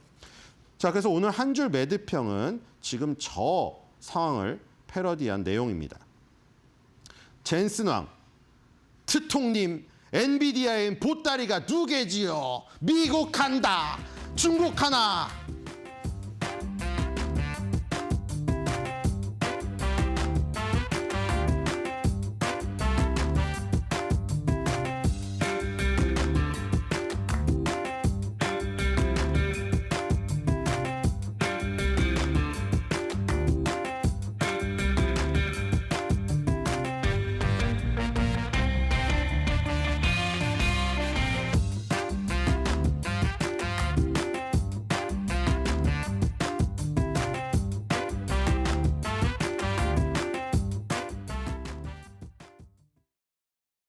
밤사이 뉴욕 증시를 뜨겁게 달군 이슈들, 오늘 우리 시장에서 어떤 종목, 어떤 섹터 움직일지 저와 함께 보시죠. 가장 먼저 첫 번째 이슈입니다. 밤사이에 러시아가 우크라이나 수도 키이우에 대규모 미사일 공습을 야간에 감행했습니다. 이렇게 사진과 같이 이 현장 사진을 보자면 고층 아파트와 건물 그리고 쇼핑몰이 무너져 내렸고요. 또 어린이를 포함해서 최소 18명 이상의 이 사망자 그리고 54명의 부상자가 발생했습니다. 방공망이 90% 이상의 미사일을 이미 요격했음에도 이 정도의 피해가 났다는 거는 사실상 이번 알래스카 회담에서의 트럼프 대통령의 노력이 물거품이 됐다는 그런 의미나 다름이 없겠죠. 여기에 대해서 오늘 백악관이 이 트럼프 대통령이 조만간에 러시아와 우크라이나 관련해서 성명을 내놓을 것이다라고 이야기를 했지만 사실상 이 시장의 기대는 그렇게 크지는 않은 상황입니다. 다시 한번 이 불거진 우크라이나 그리고 러시아와의 갈등 사이에 방산주들이 오늘도 추가적인 강세 보일 가능성 높은데요. 우선 어제 또 뉴스가 한 가지가 나왔습니다. 하나오션과 HD 현대중공업이 캐나다 이 잠수함 수주 경쟁에서 최종 후보 명단에 포함이 됐다. 이런 소식이 들려왔는데 만약에 최종적으로 이게 확정이 된다면 추가적으로 이 한화 시스템 또 LIG 넥스원 이어서 한화 에어로스페이스까지 함께 수혜를 볼 것이라는 전망이 나왔습니다. 어제 이 하나투자증권의 보고서에 따르면요. 우리 기업이 캐나다에다가 현재 제안한 모델은 국산화율이 80%에 달합니다. 따라서 이 공급망에 포함되어 있는 다음과 같은 이 세 가지 기업이 가장 크게 수혜를 입을 것이고 그중에서도 특히나 이 한화 시스템이 대표적인 수혜주가 될 것이다라면서 기대감을 높였습니다. 오늘 참고해 보시면 좋을 것 같고요. 이어서 두 번째 이슈 보도록 하겠습니다. 이 블룸버그 통신에 따르면 멕시코가 중국산 수입품, 특히나 자동차와 이 섬유 그리고 가전 관련해 가지고 관세를 다시 한번 높일 것이다라는 소식이 전해졌습니다. 아직까지 구체적인 관세율은 정해지지 않았지만요. 멕시코는 이 중국의 대표적인 우회 수출 통로로 이미 트럼프 대통령에게 미운 털이 단단히 박힌 상황이죠. 명분으로서는 국내 산업을 보호하기 위함이다라고 이야기는 했지만 사실상 트럼프 행정부의 압박을 버티지 못했다는 그런 평가가 나옵니다. 이 때문에 오히려 우리 국내 기업들은 반사수혜를 좀 받아갈 기대감이 높아지고 있는데요. 우선 현대차와 기아, 멕시코의 자동차 생산 공장을 보유를 하고 있는 만큼 미국 수출 비중이 상당히 높죠. 자, 이번에 관세가 붙는 중국산 차와 경쟁을 하게 된다면 확실히 상대적으로 가격적인 우위를 점할 수가 있고요. 또 이어서 이 삼성전자와 LG전자 역시 이 TV와 냉장고 이런 생활가전 등이 미국 수출 비중이 상당합니다. 마찬가지로 이번 관세가 붙었을 때 반사수혜를 볼 수 있다는 기대감 높아지고 있고요. 섬유와 의류 같은 ODM들도 이번에 플라스틱 쪽에도 관세가 붙기 때문에 상대적으로 우월한 위치에 경쟁적인 위치에 놓일 수 있다는 전망 불거지고 있습니다. 오늘 다시 한번 관련 이슈 체크해 보시면 좋을 것 같고요. 이어서 엔비디아의 실적의 재평가가 되고 있죠. 이 밤사이에 엔비디아 주가 자체는 좀 약간 하락하면서 끝이 났지만 오히려 관련된 종목들은 이상하게 상승을 하면서 끝이 났는데 이상한 흐름이 아닙니다.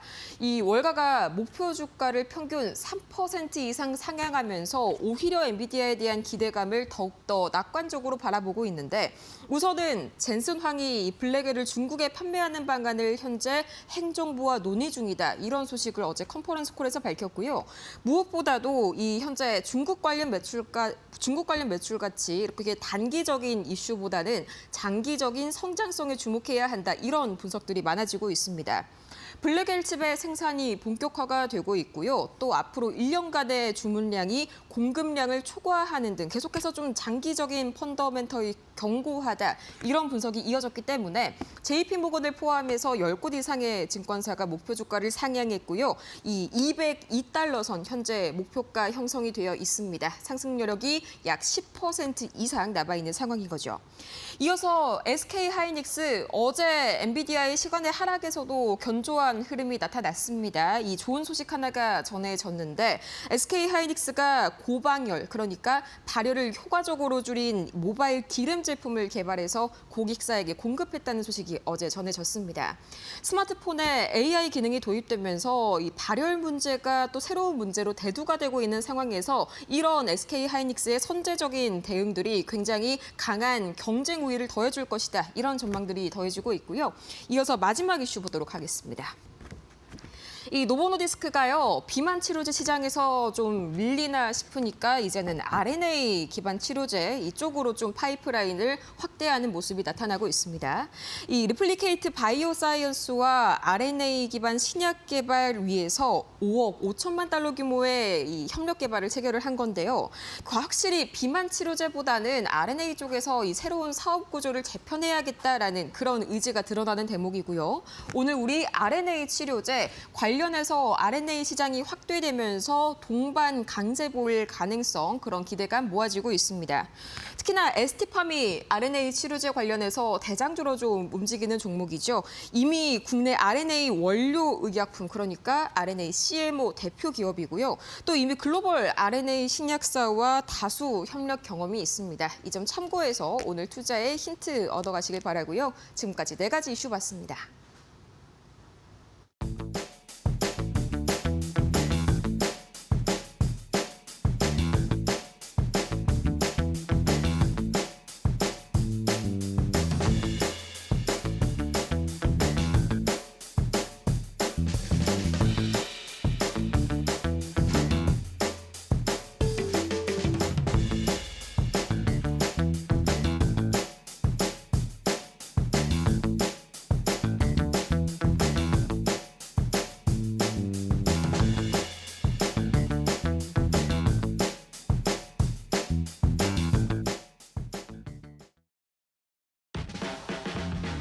네, 여러분 안녕하십니까. 8월 19일 금요일입니다. 이제 오늘이 8월의 마지막 거래일이 되겠습니다.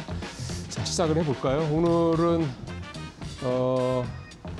톱 기사보다도 증권면하고 산업면 쪽 기사들이 좀 눈에 띄어서 가져왔습니다. 일단 오늘 증권면 톱 기사를 오랜만에 한번 얘기 좀 해보죠. 한한령 안 풀리네, 엔터주 주르륵. 예.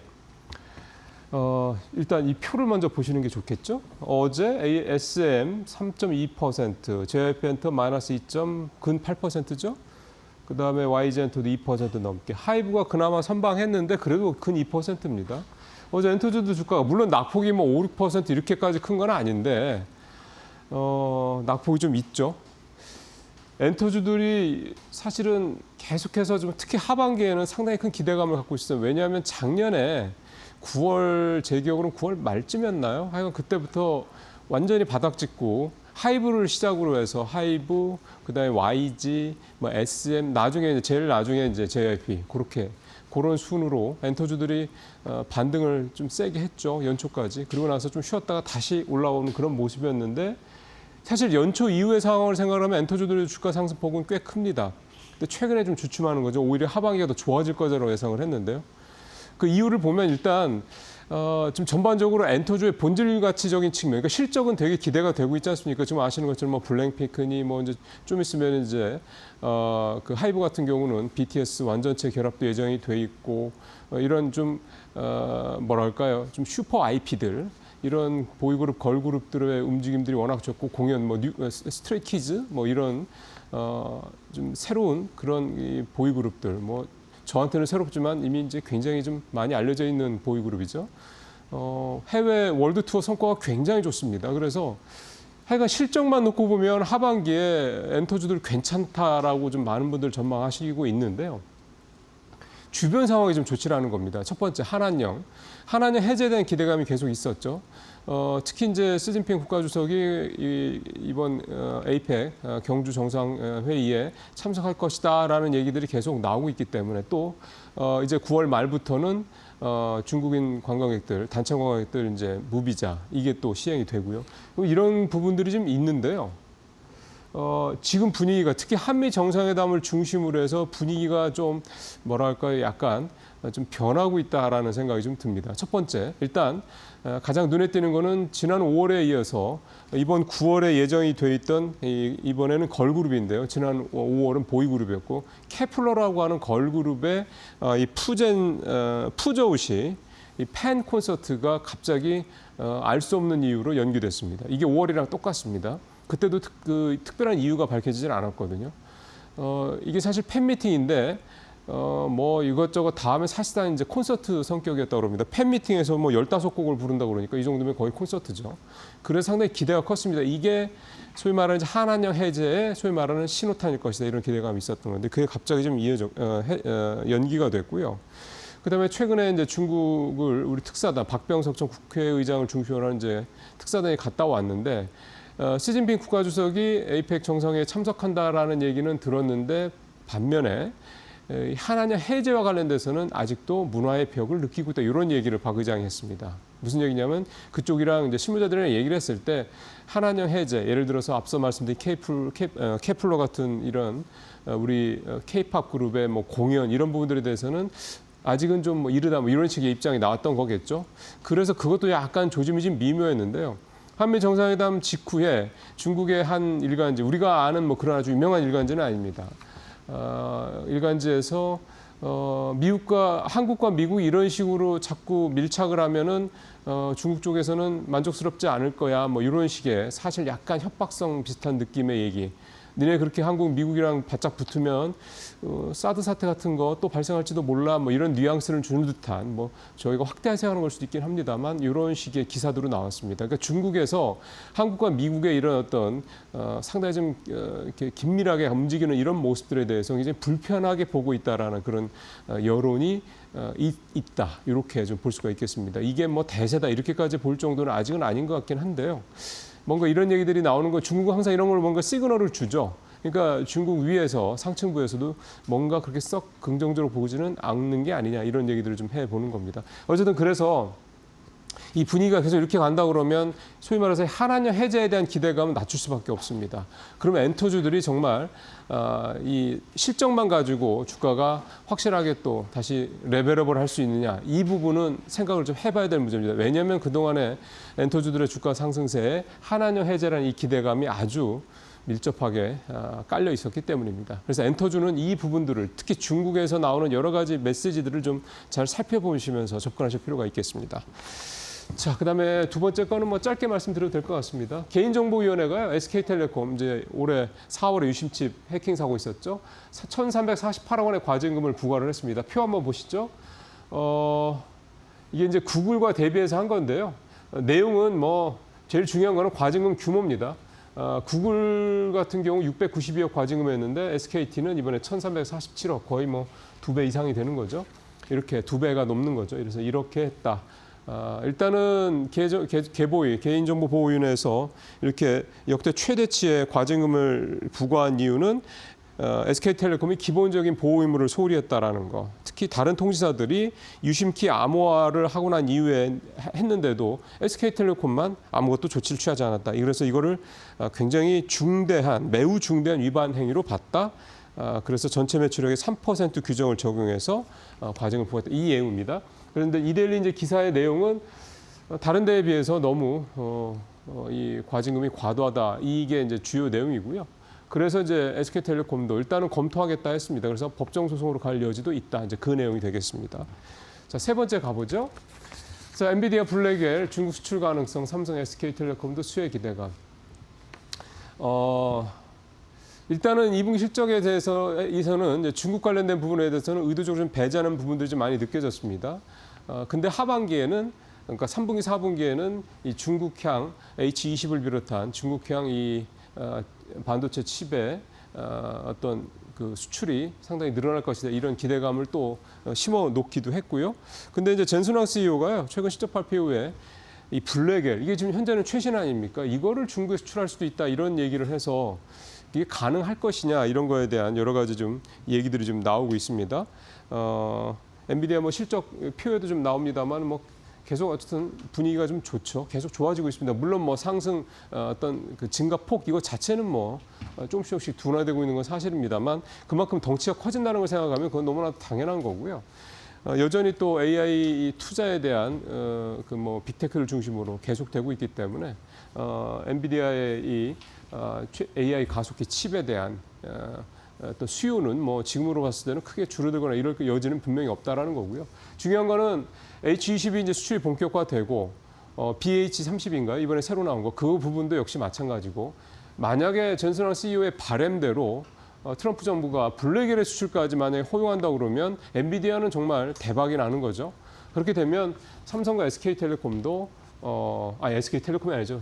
SK 하이닉스도 역시 수혜를 입을 수 있다. 이제 그런 얘기가 좀 되는 건데요. 이거 사실 이 기사는 이제 기대감에 대한 전망이 되고 정확한 뭐 뚜렷한 어떤 확실한 뭐 이런 팩트는 있는 기사는 아닙니다. 그래서 엔비디아의 어떤 이런 중국향 이 반도체 수출 이 부분을 앞으로도 상당히 주시해야 될 거고 특히 엔비디아의 이 매출 관련해서 이 중국향 매출이 늘어나는 거는 이제 새로운 또 이번 2분기와 비교했을 때는 이제 추가적인 모멘텀이 되는 거니까요. 그게 또 당연히 우리 반도체 기업들한테는 뭐 수혜가 될 거다. 이제 그런 차원의 이제 기사가 되겠습니다. 마지막으로 개별 종목 하나 또 준비했습니다. 오늘은 현대백화점입니다. 표를 먼저 보시는 게 좋을 것 같네요. 백화점 3사 시가총액 비교인데요. 지금 보시면 제일 위에 빨간 게 롯데쇼핑, 그 다음에 보라색이 지금 이제 3위를 제치고 2위로 올라선 게 막 최근에 2위로 올라선 게 현대백화점이죠. 그 다음에 신세계가 좀 3위를 밀려났습니다. 근데 1, 2, 3등의 시가총액 차이가 보시는 것처럼 대략 1,000억 원 정도 차이입니다. 그러니까 사실은 뭐 당장 오늘이라도 현대백화점이 대장주로 올라설 수 있는 여지는 충분히 있다. 이렇게 현대백화점이 가장 좋은 이유는 일단 실적이 좀 탄탄하고요. 올해 상반기에 매출 10%, 영업이익 무려 전년 대비 78%나 증가를 했습니다.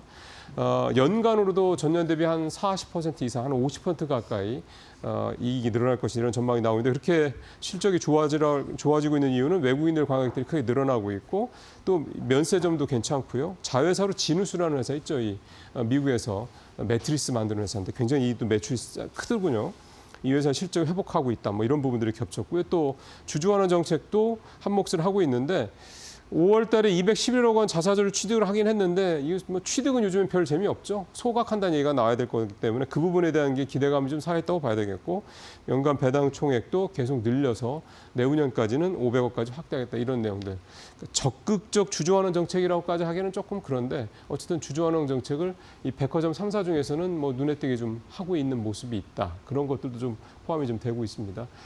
현대백화점이 조금 다른 두 백화점에 비해서 좀 튀죠. 새로운 어떤 좀 되게 좀 아주 크리에이티비티한 그런 아이디어들을 실제로 현장에서 많이 구현을 하고 팝업 같은 것도 굉장히 많이 하고 그런 백화점인데요. 그런 부분들이 어제 오늘 얘기는 아니고 계속 최근 4, 5년 새 쌓였죠. 그런 것들이 지금 이렇게 실적으로 연결이 되고 있다 이런 생각이 듭니다. 결국은 쇼핑도 백화점도 물론 돈 많은 사람들이 많이 가서 쇼핑하는 데긴 하지만 단순히 그런 그 돈 많은 사람들만 상대로만 이렇게 경직되게 접근해서는 안 되는구나라는 거를 이 현대백화점 사례를 보면서 좀 새삼스럽게 느끼게 됩니다. 오늘 마치겠습니다.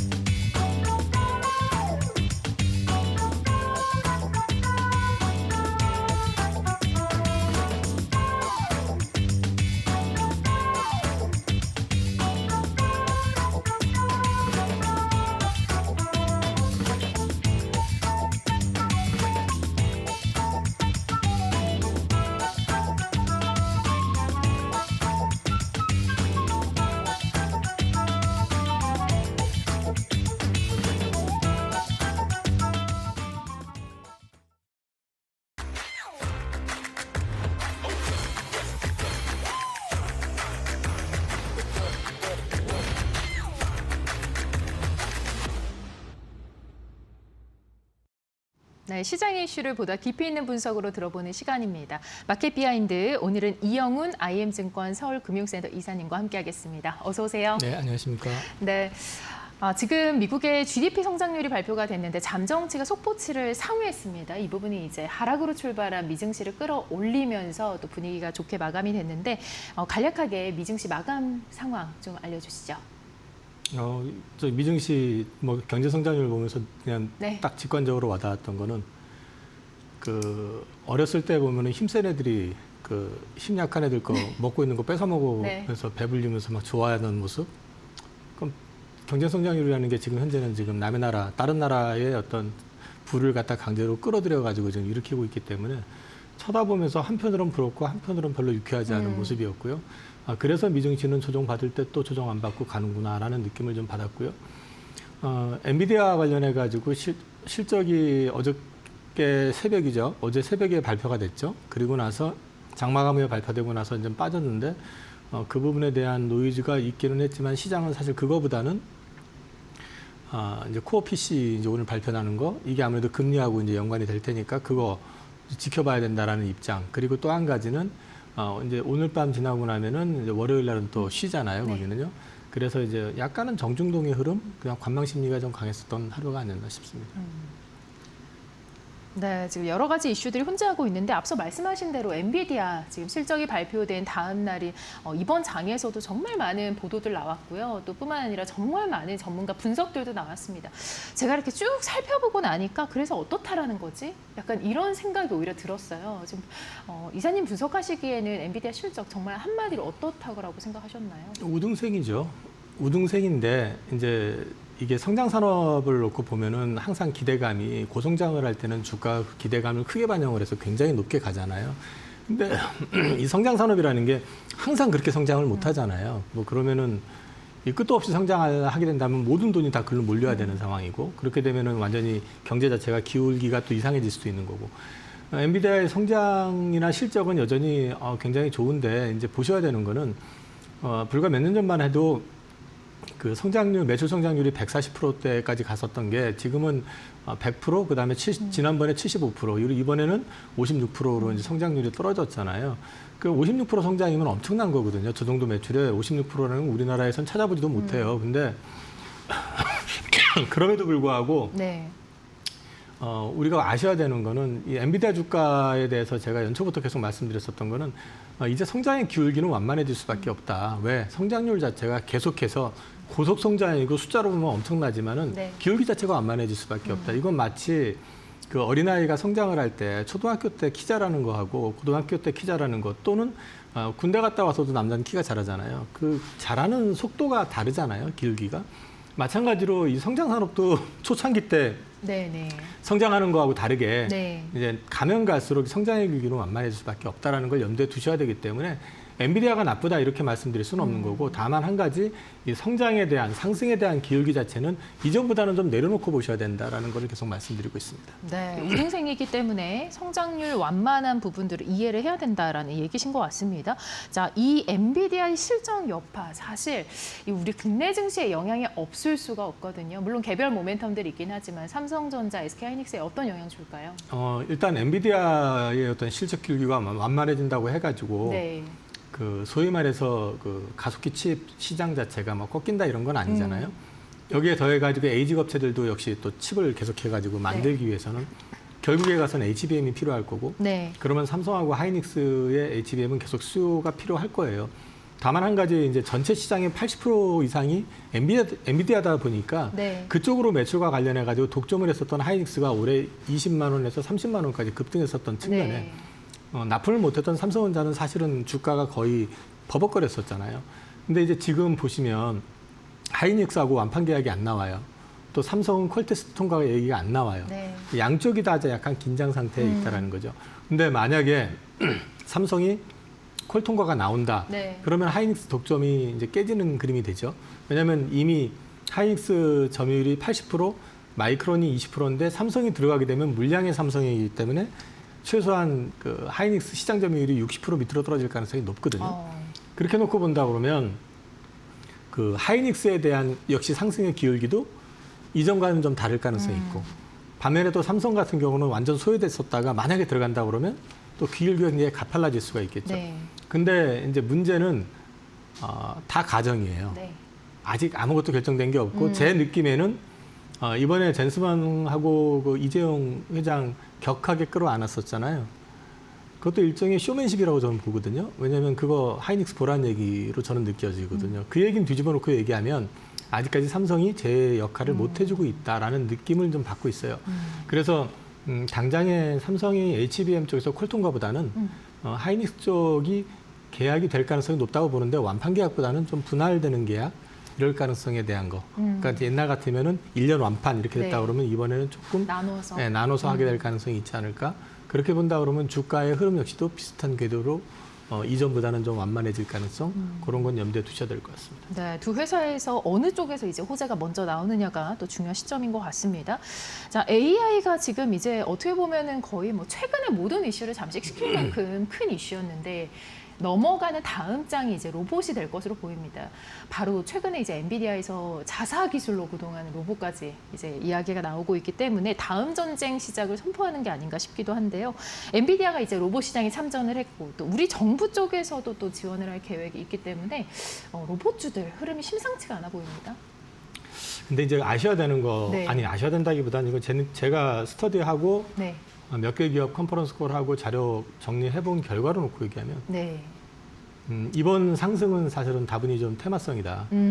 우선 그 노란 봉투법이 네, 통과가 됐죠. 맞습니다. 네. 그 시기에 이제 엔비디아가 이걸 동시에 발표를 했어요. 아. 그러면서 이제 같이 불이 붙었던 측면이 강한데 네, 네. 주가의 어떤 상승 트리거는 강했었지만 문제는 기업체들이 그 정도 준비가 되어 있느냐라는 걸 놓고 봤을 때는 아니라라는 거거든요. 특히 이제 강했었던 건 우리나라에서는 감속 기업체들이 좀 강했어요. 사실 상대적으로는 실제 로봇을 만드는 회사들은 아직까지 퍼포먼스가 없어요. 네. 대부분이 지금 사실 로봇 관련된 거는 미국과 중국 업체들이 주요 퍼포먼스를 내고 있고 네. 이제 우리나라하고 관계된 회사는 보스턴 다이내믹스 정도가 이제 양산 준비 들어간 정도거든요. 그래서 이거는 아직은 사실은 조금 안타깝지만 테마로 좀 이해를 해야 되는 거고 장기적으로는 산업 성장은 분명한데 그 부분에 대해서 구체적인 성과를 아직까지는 기대하기는 좀 쉽지 않아 보인다. 그래서 이거는 조금 뭐라고 말씀을 드려야 할지 모르겠지만 시간은 좀 실적이 이제 구체화되면서 실적이 붙을 때까지 시간이 많이 걸릴 가능성이 높기 때문에 그 전에 급등을 하게 될 경우에는 거꾸로 그 반대 상황이 연출됐을 경우에는 급락의 가능성도 항상 열어놓고 보셔야 된다. 그런 측면에서 말씀을 드리고 싶고요. 이 부분에 있어가지고는 저는 만약에 여기서 투자를 그래도 하고 싶으시다라고 하면은 네. 계속 말씀드리는 거는 대기업과 협업이 가능한 회사 또 한 가지는 감속기 같은 그 액추에이터 같은 이제 이런 부분들을 가지고 그 실제 글로벌 기업들하고 레퍼런스를 가지고 있는 회사 네. 그런 쪽으로만 일단 관심을 가지시는 게 좋겠다. 그 정도 말씀드리겠습니다. 근데 뭐 테마성이라고 하는데 노사분규 리스크 진짜 덜어줄 수 있는 건가요? 또 그것도 전 좀 의문스럽더라고요. 노사분규 그거 한다고 해서 만약에 자동화를 시킨다고 했으면 네. 그거 다 때려 부수려고 안 할까요? 네. 그 옛날에 러다이트 운동 그 네. 비슷하게 무슨 말씀을 드릴 거냐면은 그런 건 이제 노동시장 환경하고 또 맞물려 있을 수 있기 때문에 하고 싶다고 해서 우리가 바로 할 수 있는 환경도 아니잖아요. 네.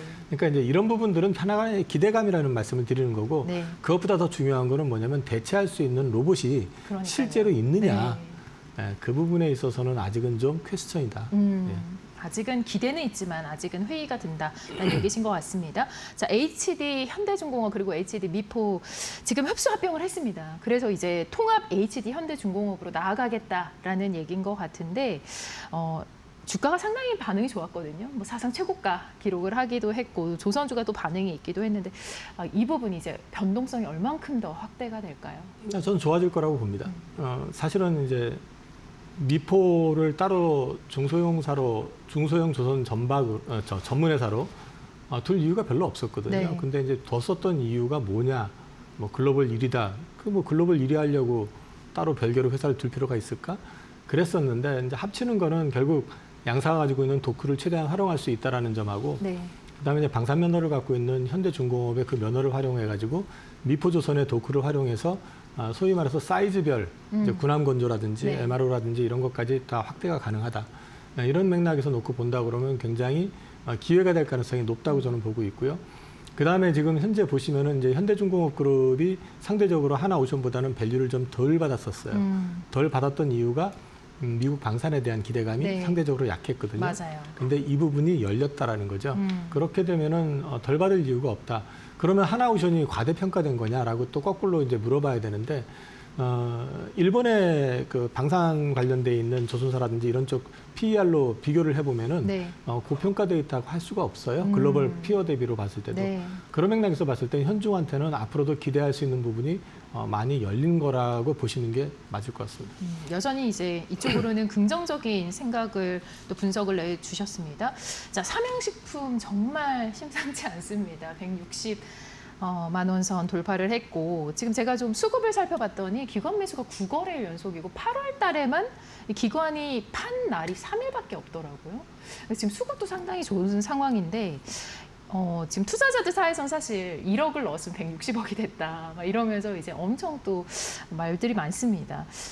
지금 삼양식품의 이러한 상승 또 돌파 배경 어떻게 해석하고 계실까요? 네. 뭐 그런 게 한두 개가 아니잖아요, 사실은. 근데 이제 삼양식품은 지금 일단 이제 공장 가동 지금 이제 계속해가지고 이제 워밍업 하고 있고 9월 말부터 이제 본격적으로 가동이 시작이 되거든요. 그렇게 되면 당연히 이제 매출이 그만큼 늘어나게 네. 될 거고, 그러면 또 이익이 그만큼 늘어나게 될 거고, 그리고 이제 그 가동을 해도 여전히 쇼티지일 가능성에 대한 기대감이 있고, 그다음에 이제 요즘 관세 얘기가 나오는데, 지금은 뭐 라면 가격 거기에 관세 붙여도 네. 그 햄버거 가격보다 훨씬 싸잖아요. 그렇기 때문에 좀 여전히 뭐 경쟁력 있고 가격 붙이는데 전혀 문제가 없을 가능성이 높다. 그런 맥락에서 이제 실적 개선에 대한 기대감 이런 것들이 굉장히 강하게 반영이 되고 있는 구간이다. 특히 공장 가동이 본격화되게 되면은 그 공장을 통해서 이제 새로 생성되는 매출이 그대로 이제 붙기 시작한다고 그러면은 그게 풀캐파로 돌아가는 거는 아마 올 연말일 거고요. 이제 9월에 봉진형 들어가고 12월에 이제 용기면 들어가면서 네. 이제 그 풀캐파로 돌아간다고 그러면 그 공장의 증설분만큼 네. 매출은 또 업사이드가 나온다. 그렇게 되면 또 추가 증설에 대한 얘기들이 나올 가능성이 있지 않을까? 그런 부분들을 기대하고 있는 것 같은데요. 네. 저 개인적으로도 그게 이 정도야 싶어가지고 그 불닭을 종류별로 사가지고 망설이다가 먹어봤었거든요. 네, 근데 이제 이게 편견을 깨야 되는데 저는 네. 나이가 있다 보니까 이게 한국적인 어떤 마인드로 먹어보면 네. 사실 저는 어떠셨나요? 정말 딸꾹질 나는 매운 쭈꾸미를 먹어보신 분들은 저게 맵다는 느낌 안 와요. 매운 거 솔직히- 잘 드시는 것 같아요. 아니요, 제가 진땀을 흘려가면서 딸꾹질하면서 먹어봤던 그 쭈꾸미가 있거든요. 이제 그 일반 음식점 여기 명동에도 있었고 저 용산에도 있었고. 궁금한데요, 기자님. 네. 정말 그거 지금 먹어보면서 막 식은땀이 막 흘릴 정도가 있었는데 이제 그 말씀을 왜 드리냐면 네. 한국 사람들은 매운맛에 진심이잖아요. 네. 근데 이제 외국은 매운맛이 생소한 이제 맛이기도 하고, 근데 이제 불닭이 핫하게 붙었었던 거는 그 일종의 이제 도전으로 많이 인식을 해가지고 이제 유튜브 촬영이나 이런 게 많았었는데, 그때 저도 뭐 저거 대단하다고 이런 생각을 갖고 봤었는데, 그들의 시각에서는 새로운 그쵸. 문화였었던 네. 거죠. 그래서 이제 이게 지금 이렇게 뭐 아까 말씀하신 것처럼 10,000원짜리가 160만 원 됐다. 근데 이 시점에서 더 사야 되느냐 말아야 되느냐 고민하신다라면은 저는 그런 걸 찾아보시는 게 낫지 않을까요? 어떤 앞으로도 더 K컬처, K푸드 이런 것들이 된다고 하면 우리 거 얼마든지 또 다른 대안이 있을 수 있잖아요. 있죠. 예. 과거에 오리온 초코파이 놓친 거를 땅을 치고 후회했었던 분들이라면 맞습니다. 저걸 찾았을 거란 네. 말이에요. 그러니까 이제 그런 쪽으로 관심을 가져보시는 게 어떨까 싶지. 지금이라도 사야 돼 그럼 160만 원에 사가지고 그러면 1억 6천 될 때까지 기다릴 건 아니시잖아요. 네네. 그러니까 이제 그 투자의 컨셉을 올라가는 것만 자꾸 보시지 마시고 조금 넓게 그리고 다른 각도에서 보시는 것도 괜찮을 것 같습니다. 네, 각도를 좀 넓혀서 봐야 된다라는 얘기신데 그럼 뭐 K파 데모넌토스 영향도 좀 있는 거죠? 네, 당연히 있죠. 요거는 또 일시적일 수 있는 건가요? 아니, 그 부분은 사실은 이쪽보다는 농심 쪽으로 더 많이 붙어 있는 것 같은데. 네네. 근데 이제 농심은 글쎄요, 아직은 좀 마케팅이 좀 약한 네, 것 같아요. 네. 일단 그 초기인 것 같기도 하고 빨리 붙었으면 하는 마음은 있고요. 네. 근데 이제 아무튼 그런 부분들이 어쨌든 지금 일시적인 현상이 아니라고 한다면은 오히려 그 다음이 뭘까를 찾아보는 것도 방법이다. 네, 말씀드리겠습니다. 네. 자, 지금 코스피가 이제 전반적으로 크게 봤을 때 한 달째 방향성을 탐색하고 있는 모습입니다. 8월이 이제 거의 지나가는데 9월은 어떻게 전망하실까요? 앵커님이 바뀌어도 똑같은 질문이 나오네요. 내가 도망 다니고 있는데 계속. 전망은 늘 궁금하니까요. 일단 저는 제가 계속 지금 이번 한 달 동안 네. 안 편하다라는 말씀 계속 드렸었고요. 지수는 지금 3,100에서 3,200 밴드에 갇혀 있는데 반대 매매가 지금 8월 달이 올해 들어가서 매일 일별 반대 매매 금액이 최고입니다. 계속. 네. 그 얘기는 지금 시장이 그 안에서는 지금 망가지고 있다는 얘기거든요. 그래서 이런 부분들은 조금 편안해질 때까지 너무 시장 뭐 사야 될을 고민하실 필요는 없다라는 걸 말씀드리고 싶고, 그다음에 지금 우리나라 시장은 글로벌도 글로벌이지만은 내부적인 정책 노이즈가 좀 네. 있는 상황이에요. 그래서 그런 부분들이 어떻게 풀리는지를 확인하시면서 대응하셔도 늦지는 않을 것 같습니다. 그래서 굳이 살 게 안 보이신다면은 현금을 갖고 계시는 것도 투자고요. 저 개인적으로는 지금 현금이 올해 들어와서 가장 많은 달이에요. 현재가. 그리고 최근에 저는 편입은 지금 바이오를 조금씩 계속 하고 있고요. 네. 그 외에 조선은 그냥 그대로 가져가고 있습니다. 그 정도고 나머지는 전체적으로 비중을 줄여가지고 어떻게 할 것인지에 대해서 좀 지켜보고 있는 상황입니다. 네, 국내 이슈라고 한다면 이제 9월 정기국회 다가오고 있는데 9월에는 자사주 소각 의무화가 포함된 3차 개정안이 또 처리될 가능성이 있습니다. 여기에 대해서 이제 재계들은 굉장히 반발하고 있는 상황이거든요. 어떻게 흘러갈까요? 뭐 반발을 떠나가지고 원래 자사주라고 하는 개념 자체가 이제 주주의 돈으로, 회사 돈으로 산 네. 거니까 주주 모두에게 공평하게 그 기능이 작용이 됐었어야 되는데 네. 주로 대주주를 위해서만 많이 활용이 됐었던 건 있어요. 그렇다고 해가지고 최근에 보시면 이제 상법 개정을 하는 거 취지도 그렇고 전체적인 방향은 분명히 옳은 길인데 네. 몰아붙이기식으로 하다 보면은 이제 자사주 소각 같은 경우는 회사 자산을 갖다가 이제 없애는 거잖아요. 좋게 말하면 주주한테 돌리는 거지만 네. 회사에 여력이 됐을 경우는 그게 가능하지만 여력이 되지 않는 회사들까지도 만약에 강제적인 대상이 될 경우에는 재무적인 여력에 문제가 생길 수도 있고요. 그래서 저는 이제 몰아붙이기식으로 하는 것보다는 개인적으로는 사실 저렇게 하는 게 주식 입장에서는 좋다라고 저도 생각을 하지만 네, 네. 전체적인 경제를 놓고 봤을 때는 조금 숨고르기를 해가지고 상대방으로 하여금, 그러니까 기업체들로 하여금 어떤 방향을 결정할 수 있는 룸 정도는 좀 나와줘야 되지 않을까? 지금 우리나라 전체가 지금 뭐 트럼프의 관세 압박에 뭐 이런 거 저런 거 때문에 지금 경제가 지금 정치 상태 또는 후퇴하고 있는 부분이 굉장히 보이고 있는 상황인데 네. 너무 기업들을 한 방향으로만 몰아붙이는 거는 투자 의욕이라든지 이런 것들을 많이 꺾을 가능성도 있기 때문에 조금 숨고르기를 해가시면서 여력을 네. 좀 줘가면서 하는 것도 나쁘진 않을 것 같다.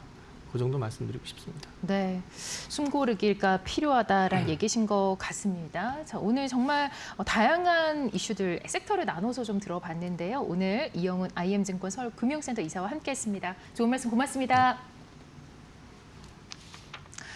네, 엔비디아의 실적 다음 날인 오늘 이제 글로벌 증시도 정말 기대와 우려가 교차하면서 반도체 종목들도 주목을 받았습니다. 자, 국내 증시는 또 어떻게 흘러갈지 잠시 후 마켓나우 일부에서 확인하시면 좋겠고요. 좋은 전략 세워가시기 바랍니다. 자, 저희는 여기서 마무리하겠습니다. 시청해주신 여러분 고맙습니다.